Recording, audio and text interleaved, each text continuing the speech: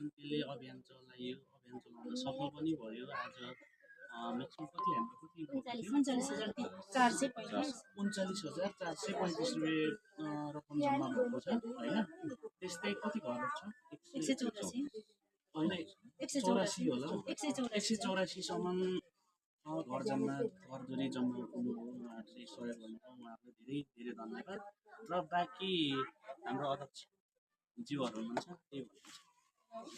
नमस्कार, मेरो नाम चाहिँ फुलकुमारी राई, यसै नमुना टोल विकास संस्थाको म अध्यक्ष।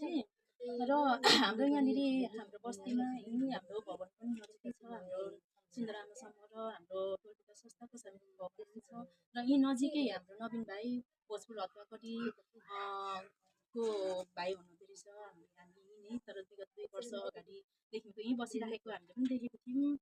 अनि यहीँ बस्नुहुन्थ्यो गर्नुहुन्थ्यो, तर यहाँनिर घर परिवारले केही कुरा नउठाए पछाडि अलिकति हामीले केही पनि गरिनु त्योभन्दा अगाडि। अनि अहिले चाहिँ अब अलिकति बिमारीलाई धेरै नै गाह्रो भयो भन्ने कुराहरू आए पछाडि चाहिँ हामीले पनि नमुना टोल विकास संस्थाबाट केही सहयोग गरौँ न। हाम्रो बस्तीमै यत्रो अब हाम्रो आफ्नो चाहिँ घर छ, त्यतिमा केही घरहरूमा यसो सहयोग सङ्कलन गरेर हामी पनि टोल विकास संस्थाले हामीबाटै सुरु गरौँ। सहयोगको पहिलो चाहिँ हामीबाटै सुरु गरौँ भनेर हामीले 184 घरबाट 39,435 रुपियाँ हामीले जम्मा आज बिहान 8 बजीदेखिको हामीले सङ्कलन गर्नु थालेको। अहिले बेलुका हामीले 4 बजीसम्म हामीले रकम जम्मा सङ्कलन गऱ्यौँ। यति उठाउन हामी सफल भयौँ। र हामीले कसैको घर अलिकति बन्छ भने हामीले एक दिन यसो दौडिँदा रनिङ गर्दाखेरि कसो चाहिँ होला, उहाँहरूको के पऱ्यो यस्तो दुःखद घटना उहाँहरूलाई थोरै सहयोग गर्नु पाउँदा हामी एकदमै खुसी छौँ अनि आभारी छौँ।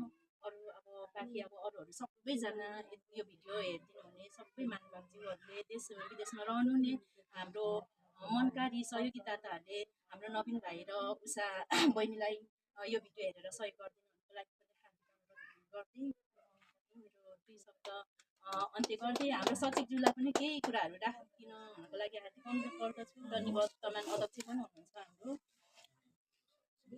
नमस्कार, म चाहिँ अमृत लिम्बू, अहिले चाहिँ टोल विकास अनि विगत लगभग 2 वर्षदेखि उहाँ कोमामै हुनुभएको अवस्था, त्यति हामीलाई पनि हामीसँग सहकार्य नगरेको भनेर हाम्रो अध्यक्षले भन्न सक्नुहुन्छ। त्यो पनि हामीले यताउता कतैबाट सुनिसकेपछि प्रत्यक्ष रूपमा हामी सबैजना टोल विकास प्रतिनिधि लगायत मनका धनीहरूलाई लिएर हामी प्रत्यक्ष रूपमा बिरामीसँग पनि भेटघाट गरायौँ, हामीले पनि हेऱ्यौँ। त्यस पछाडि चाहिँ हाम्रो पनि मन मानेर उहाँहरूको आफ्नै चाहिँ घर पनि होइन, उहाँहरूको आफ्नो